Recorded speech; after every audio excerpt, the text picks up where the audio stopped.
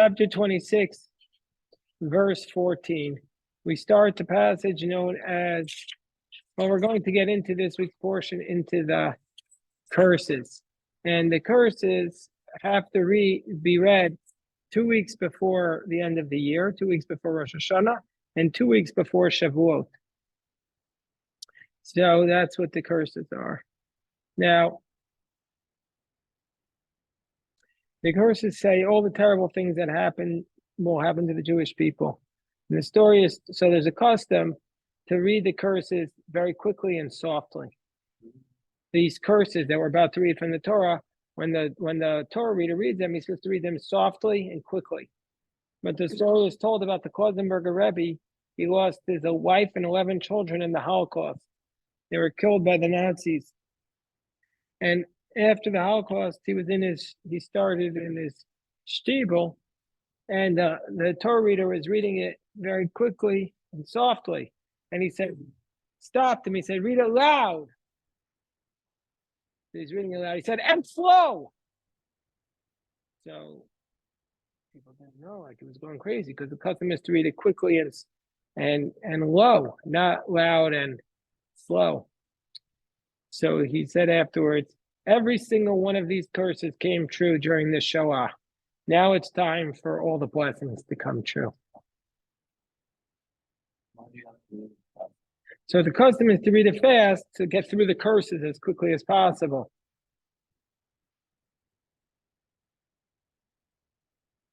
Okay, so now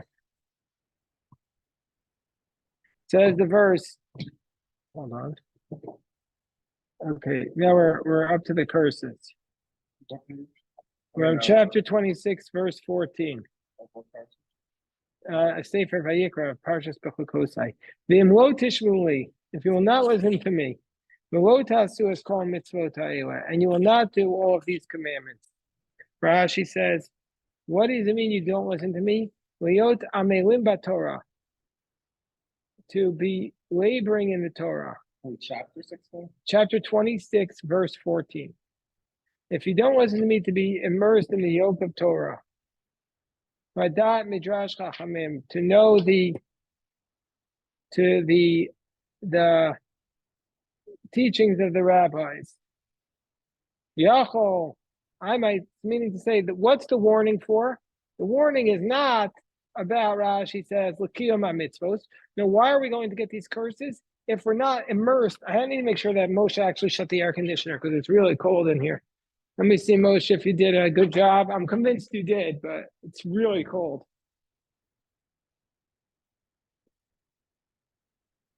Yeah. No, Moshe, you left it on. You see, look here, Moshe. It's still on. You have to go to off, and when you go to off, it shuts off. Oh, you gotta fix the middle. Yeah.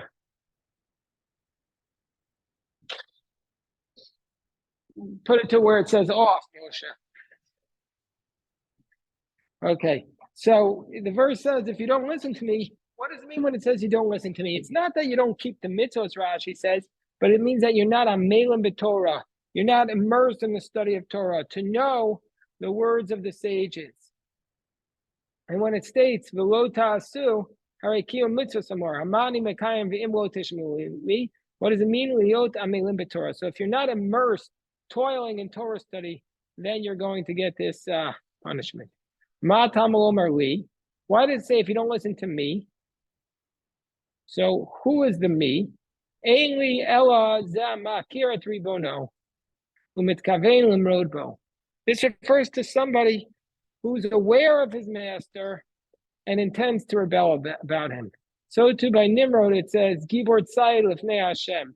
Nimrod was a mighty hunter before God. It means he recognized God and intended to rebel against him. So too the people of Stone. They're bad and they're sinful against Hashem a great deal. Makirim et Ribonam, they recognize the Creator, umitkavnim limrodbo, and they intend to rebel against him. Okay, so that's what we're referring to. So we're referring to a rebellious offender.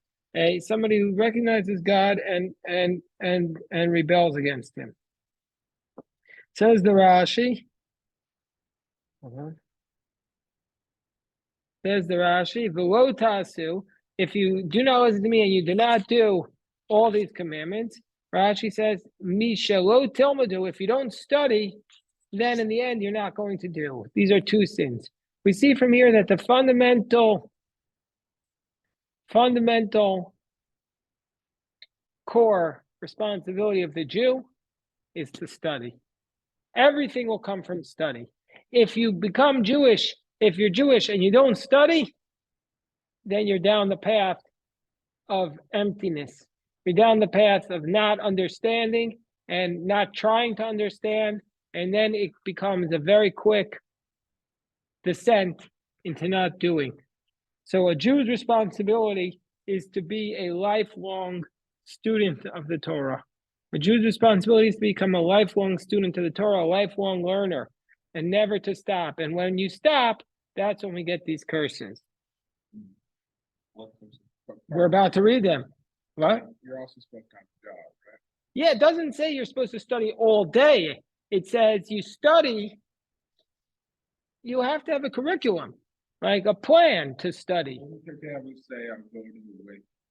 Yeah, I'm not saying that you're not supposed to work. I never said that. You just have to set time every day for Torah study. Even when you're working and you're in finance or high tech, you have to have carved out 15 minutes, a half hour, an hour a day, every day. That's about how you improve yourself personally, spiritually, and that will be the anchor of your life. But if you don't do that, then you'll be going down the wrong path in life. This is the way to keep yourself in the upward trajectory spiritually.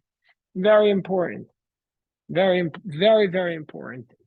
People who don't have study as part of their life, then when they get to be my age, go through what's called like a crisis of self, sense of who they are, what they're about.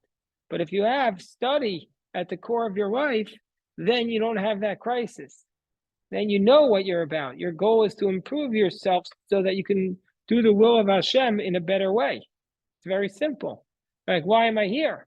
So people who don't have study at the core, they get to be in their middle ages and they don't understand what they're about. Understand? Moshe, you follow this? Okay.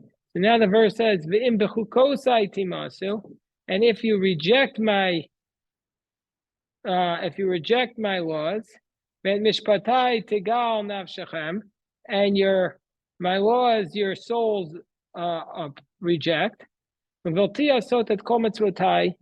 you don't do any of my commandments, and you reject my covenant. Rashi says, what does Rashi say? In b'chukosai timasu. Moes, by the way, good to see you, my dear friend Eliezer. Moes b'achrayut ha'usim. Now let's say you reject those who perform the statutes. You abhor those who perform the statutes. If you reject those who perform the statutes, then, meaning to say, it's not just that you don't do it, it's that you're cynical of those who do it. You reject those. Disgust.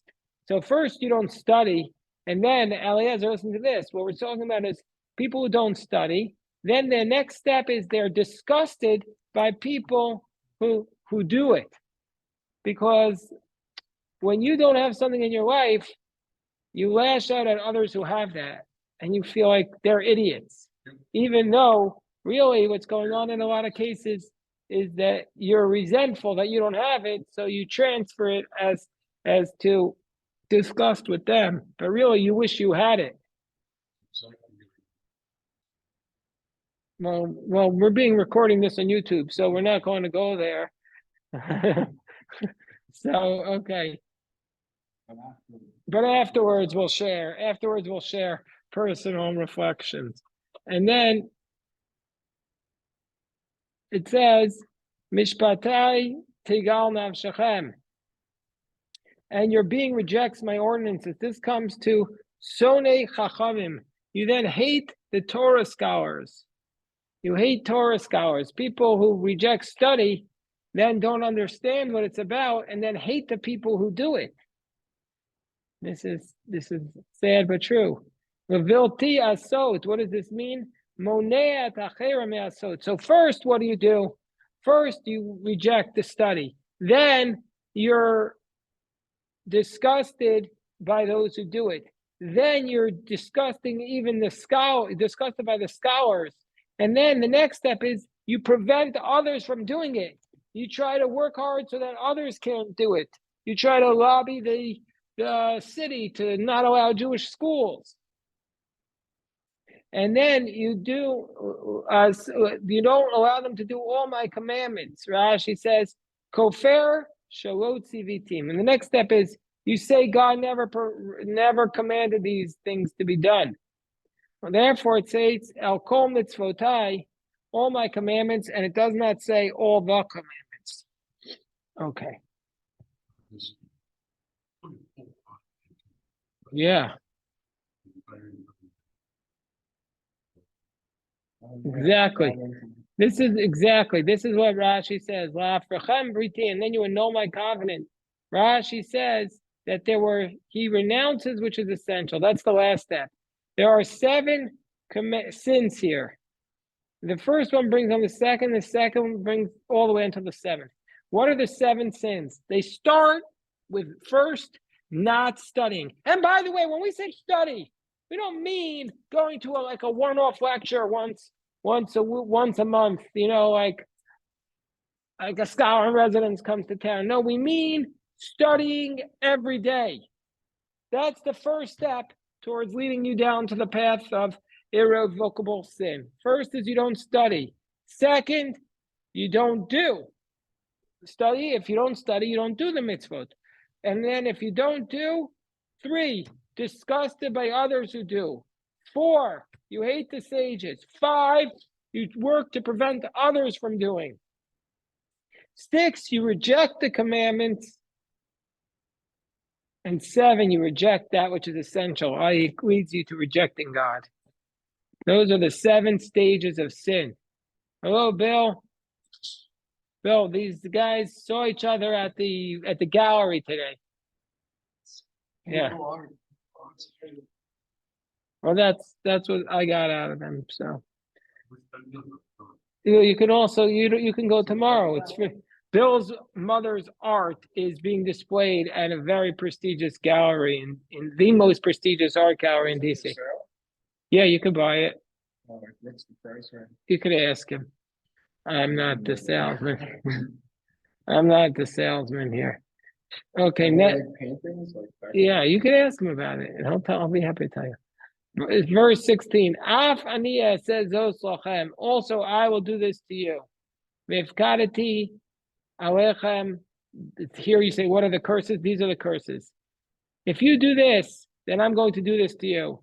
I will assign over you Behala, panic. Eta Shachefes, wasting away. Eta Chadachas, the fever. Mechalos Einayim, causing eyes to be in pain. Midivos Nefesh, souls to feel anguish. Uzeratem warit zarachem, you will sow your seeds in vain. Va'achu oivechem, you will sow and your enemies will eat it. It's starting to be the curses. Rashi says, Vifgadati alechem, I will sign over you. Rashi says, Vitziviti alechem, I will command upon you. Rashi says, Shachefes, wasting away, choli, an illness. Shemeshachefes abasar, an illness that wears away the flesh. In Old French, anpol, domel and afuach. He's like one who has been swollen. Shohukala nefichaso, whose swelling has eased. Umaris panav zeufa, and the countenance of whose face appears sullen due to the sagging of his flesh. Modern Hebrew says that Shachefes is tuberculosis. Yeah, hold on. Let me put Rabbi Yosef. Rabbi Yosef, who's an expert Hebrew speaker, just announced that Shachefes in modern Hebrew is TB, tuberculosis. Kadachas is a fever. What kind of fever is this? A fever that makes the whole body inflamed and heats it up and makes it burn. It sounds like a regular fever. And his eyes are are looking forward and they pine to see that he will be relieved and cured. But in the end, he will not be cured. And the souls of his family will feel the anguish by his death. Any desire that does not come is called pining of the eyes. Uzaratem warik, and you will sow in vain, and your enemies will eat it. Rashi says, Tizra'u, you will sow v'lo titzmach, but it will not sprout. And if it will sprout, so you're going to sow and it won't grow. But if it grows, you won't eat it. Your enemies will eat it. Okay, verse 17. V'natati panai b'chem. And by the way, the curses just go on and on and on. They're not stopping now. This is why this is called the tochacha, the curses or the rebuke. Rashi says, V'natati panai b'chem, I'll place my face upon you, v'nigaftem lifnei oivechem, and you will be struck down before your enemies, v'radu b'chem sonechem, and your enemies will subjugate you, v'nastem, and you will run away. Ve'ein rodef eslem, there will be nobody for fleeing you. So things are very, very sad because all of the curses have come true. All the curses have come true. Rashi says, V'nasati panai, I will turn my attention. V'nasati panai b'chem, I'll turn my attention to you. Rashi says, I turn away from all my concerns just to harm you. This is what God's saying. I'll turn away from all my concerns just to harm you. V'radu b'chem, Jewish people yes. as a whole or individually? This is all of us, all as a whole. Yes, Does it relate Guy. to does it relate to like the Shema prayer where it says like if you don't so it's interesting that they're in the Shema prayer. It also says this idea that if you don't listen, you're going to be punished. But this is much more severe, much more intense. let's think about like I will take the land that I promised you. Right, but this is even much, much worse than the Shema. The Shema is just like a couple of sentences. This is intense attack upon the. So how does it work? If the majority of Jewish people is not So, well, that's what it says in this I in was asking. in Parashas Nitzavim. It says Anistaros Hashem Elokeinu v'Negos Lanu v'Neinu Ad Olam. It says the secrets are for Hashem our God, and the revealed ones are for us. And then it says that we're only responsible for the public sins. The Jewish people sin publicly, then we're responsible. But if they sin secretly, we're not responsible for the individual sin secretly.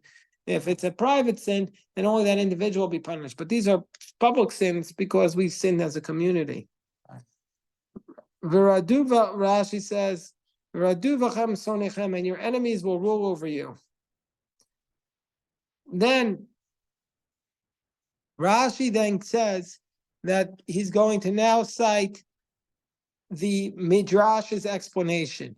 And he gives the Midrash's explanation as follows. Afania says, meaning to say, Rashi says, God saying, shall not speak except with rage, means I'll speak with rage. And I will assign over you that the plagues will visit you from this one to that one. While the first one is still visiting you, I will bring another and put it next to it, meaning I'll do plague on top of a plague on top of a plague. And there'll be panic, a plague that panics the people. And what plague is this? This is the plague that is a herald of their death, meaning to say a death plague. And also to be the wasting away. You have a person who is sick and bedridden, but his flesh is still preserved. But that's not what's going to happen. Your flesh in this case will be wasting away. Or he'll be worn away, but sometimes it could be worn away, but he'll be at ease and not feverish. Says the verse, you'll be wasting away and feverish. Or even times when he's feverish, but he's under the impression about himself that he'll survive.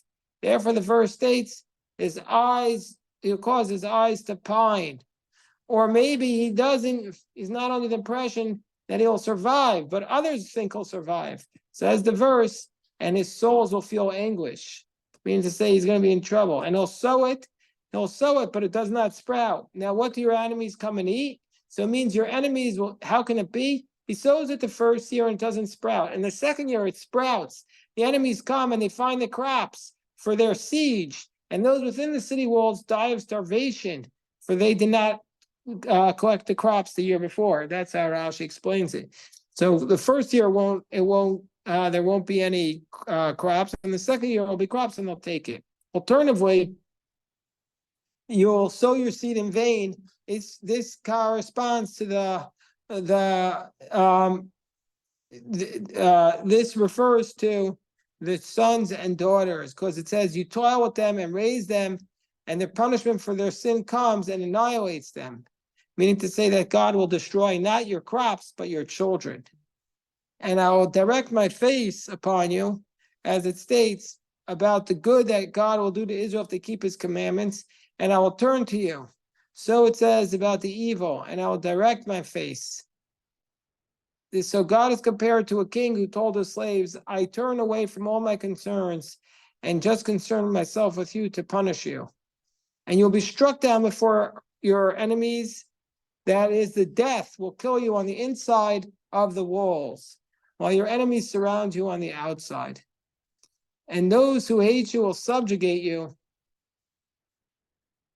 For at that time, the nations of the world will stand against Israel, and they seek nothing but that which is in the open. When Israel would sow, Midian and Amalekite and the people of the east would ascend and encamp against them and destroy the crops of the land.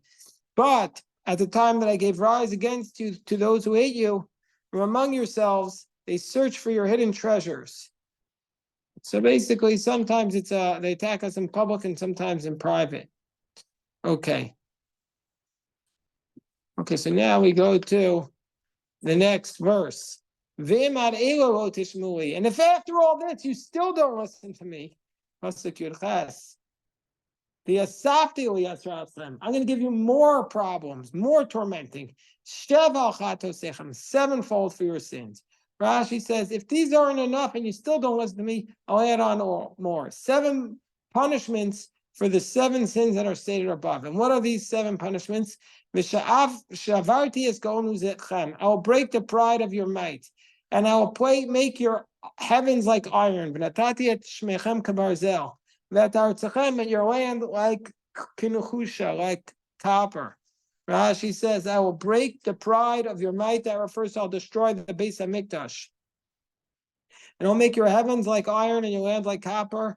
This is harsher than the punishment mentioned by Moshe. You see, the curses appear twice in the Torah. They appear here and also in the end of Parshas Kitavo.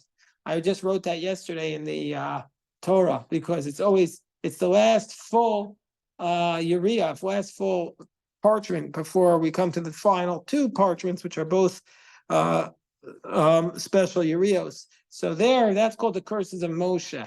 And this here is harsher than the one mentioned by Moshe, because there it says there it says your heavens will be like copper. And in the heavens, they'll be like copper, they still sweat. Copper sweats. You familiar with that, Alan? Copper sweats. But here it's going to be like iron. But iron does not Sweats. ask Alan. What is Condensation. Because it's cooler, it draws moisture out of the air. And then it drips the water out. But iron doesn't sweat.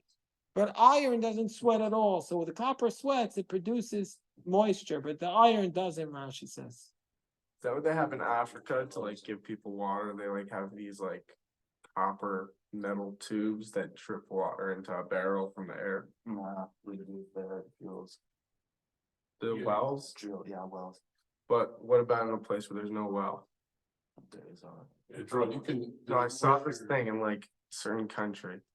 They Yeah. had like these You metal, don't- big metal like pipes that got really hot, Right. and then it just kept dripping water into. Condensing moisture out of the air. Yeah. So where do they do that? Iran has these wind catchers from thousands of years ago that bring cooler air. They cause a Venturi effect, which draws air down, which cools the air out to the outside. Interesting. Wow. Okay, so I know. So basically, you could just put the copper in the air, and then the copper will condense and drip. I mean, it's a tough way to get a cup of water, but okay. It's And- like really hot in the desert. That might. Yeah. So, okay. Next verse goes on. V'tam larik kochachem, but your work will be spent in vain. That's like what these copper seems like a tough way to make a cup of water. It won't work. Your land will not produce anything, and the trees of the land will not give forth its fruit. Rashi says, a person who has not toiled, who has not plowed, who has not sown, who has not weeded, who has not cleared the land, who has not hoed, and then it's the time of the harvest, and blight comes and strikes him, that's not a punishment. But if he's done all this work and then something strikes it down, then he's going to suffer greatly. So then, even though you work hard, it's not going to produce anything. Okay. Okay, I guess we have to stop here now to pick it up, God willing, tomorrow. We'll stop here. Any questions?